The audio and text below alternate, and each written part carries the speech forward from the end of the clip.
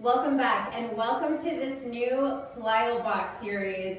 I want to give a little bit of a disclaimer first before you start your PLYO workout. If you're doing this workout at home, please be sure to have a non-slip surface to put your PLYO box on. So if you have a carpet or rug or some kind of gym mat so that we have no issues with the PLYO box slipping while we're doing this workout. Super important for you to be mindful of that. Grab a couple sets of weights, just like we've done before. We're gonna have modifications for this workout if there's anything that feels a little bit too intense. So make sure you have some water, get your workout started on your fitness tracker, and let's see how many rounds of this PLYO box workout we can do.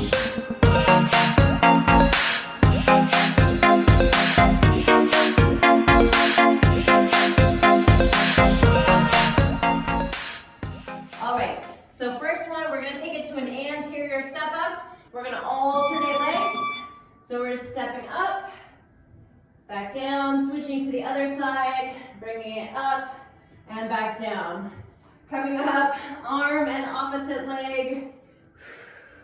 Just as if you were walking or jogging. Arm and opposite leg always. Getting a nice little squeeze in the glute at the top, still not locking out the knee, soft bend in the knee.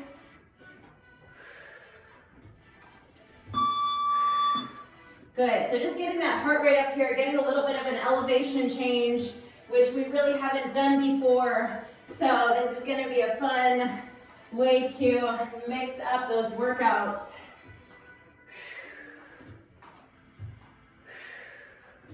Nice little squeeze in the glute at the top. Being mindful of that deceleration as you step down as well. Exhaling, coming up. Excellent. All right, this next one, your first modification. If we want a little bit easier, we're gonna put hands on the box and we're gonna go shoulder taps on top. I'll show you from the front. So we're going shoulder taps on top here, just like we've done on the floor. So this is actually going to be a little bit easier for the core in this elevated position. Still making sure the shoulders are right on top of the elbows, right on top of the wrists, not allowing the hips to rotate as we do this. So keeping the hips tucked, the core stays tight. Breathing with it. I'm going to show you the harder modification. Put your feet on the PLYO box. And we're going to get our shoulder taps from this position now. So much more challenging. More weight coming down into the shoulders. A little trickier to keep those hips steady, to keep them from shifting. Keep the glutes tight.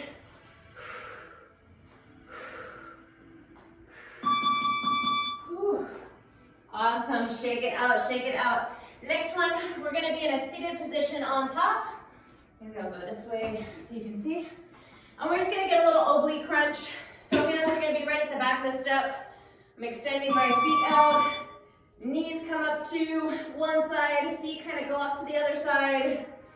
Inhale back. Exhale coming up. So I'm crunching. My knees are going to one elbow and I'm crunching on this opposite side here. So my knees come up to my right shoulder and I'm crunching in my the left side of my obliques here. Good. I'll show you from the side so you can see how far I'm leaning back. So hands are behind to help support.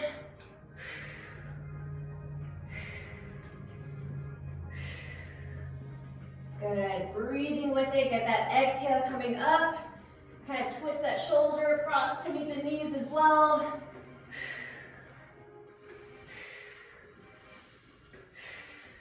Last 3, 2, 1. Excellent. Shake it out. Next up, we have a single arm dumbbell row.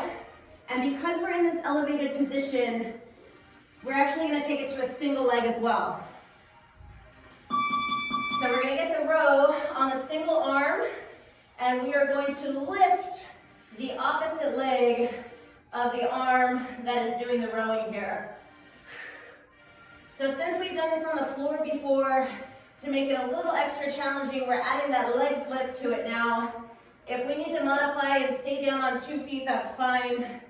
But let's work on building up to single arm, single leg.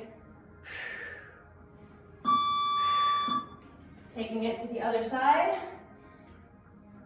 You can keep 2 feet down, see how it feels. And if we're feeling good, lift that opposite leg. We're holding steady here. So again, this is just adding in that extra challenge for the core. Since we're in this little bit of elevated position, not quite as challenging on the core as it is when we're down on the floor doing this same movement. Whew. All right, shake it out. Let's take it down to your mat next. Feet are gonna go on the step, and we're gonna take it to our hip bridge. So we don't have to have our heels flat. You can go, or you don't have to have your feet flat. We can go heels kind of right on the edge here, squeezing the glutes at the top, fully extending the hips at the top. Inhale, coming down. Exhale, coming up. So something to make note of here, we want to make sure we're not allowing this arch in our lower back to drive up to the top, so we're hyperextending the lower back. So tuck your hips so your back starts flat in the neutral position. And then bring the hips up. It may feel like you're not able to come up quite as high, but that's fine. We don't want to be driving through the lower back. We want to be driving through the hamstrings, through the glutes to squeeze at the top. You can go arms to the side for a little bit of stability, or if you're feeling good, we can work on practicing bringing those hands off the floor. So we're really just working through the legs here. Awesome, shake it out. Okay, next one. I'm actually very excited about this one. Rather than doing a box jump, which I'm sure many people are expecting, we're gonna do the opposite and do a depth jump. So, we're gonna lead with one leg, stepping right off, and land in your squat. Bring it back up, stepping off, landing on 2 feet into that squat. So very important that we're landing with bent knees as we come down, nice and soft. We'll continue leading with one leg for 30 seconds. Good. And then step up however you want to. Good. Let's lead with the other leg now. It may feel a little awkward. Good. Should step up with the other leg now. Chest stays up nice and tall. Just a little step off. Good. Oops. Watch for the boxes. Be mindful of your surroundings. Good. Last one. Perfect. Nice job. Okay. We're going to take it back to a seated position with both of your weights. And we're going to do something a little different with this one. So we're going to hinge forward at the hips to pick up this weight, get a bicep curl, and then an overhead press. So from the side, we want to come down with a nice straight back. Coming up, bicep curl, overhead press. So really what we're practicing is, let's say you're moving, you're picking up a box, you're going to pick up a piece of luggage. Oftentimes, we forget about our core, and people bend over and they round their back, and then they pull that weight up and they strain their back. So we're taking the lower body out of the equation, focusing on keeping a nice straight back here. Core is tight, exhale on that pull up, press, bring it back down. A little bit of flexibility here for you as well, which will be good practice. Back straight, shoulders back, and there we go. Awesome. Go ahead and set your weights down. This next one is a hip mobility exercise. So we're actually going to take it down onto your elbows and your hands and your knees.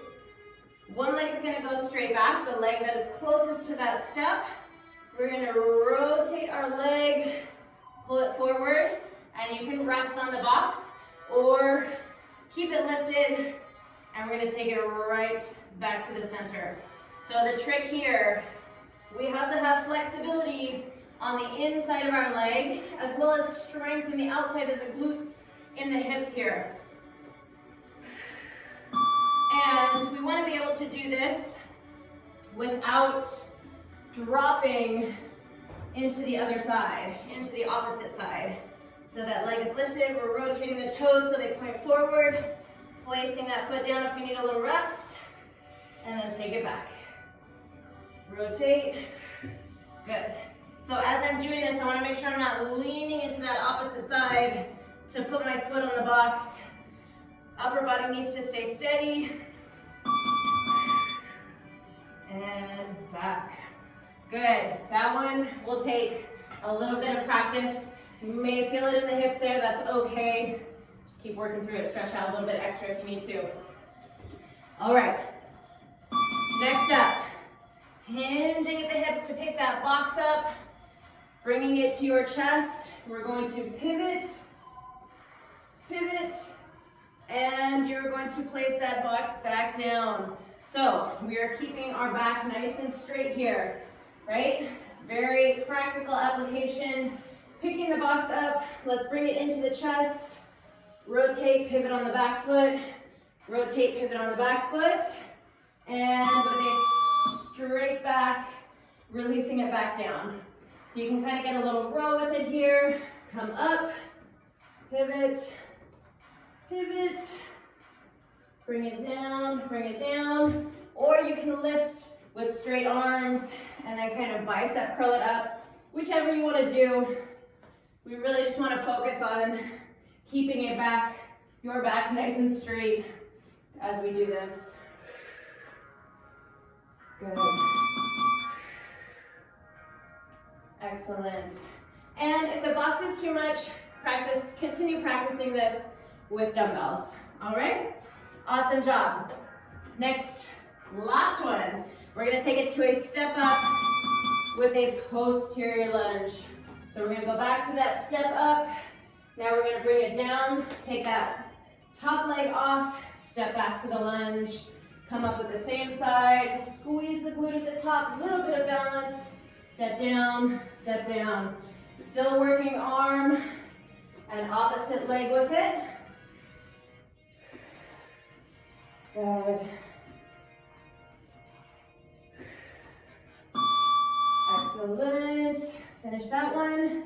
Let's come up to the other side. Step down, lunge back, step up, balance. And if all the coordination and the balance and everything is feeling good, we can definitely add weights to this. You can hold those weights down by your side, or we can get those weights going with a little bicep curl, just as if you had, just like you are with your running arms. Awesome work. This is gonna be a lot of fun. Make sure you're taking your time to master these movements. Be sure you're on a non-slip surface with these PLYO boxes. Have fun, and we'll see you in the next workout.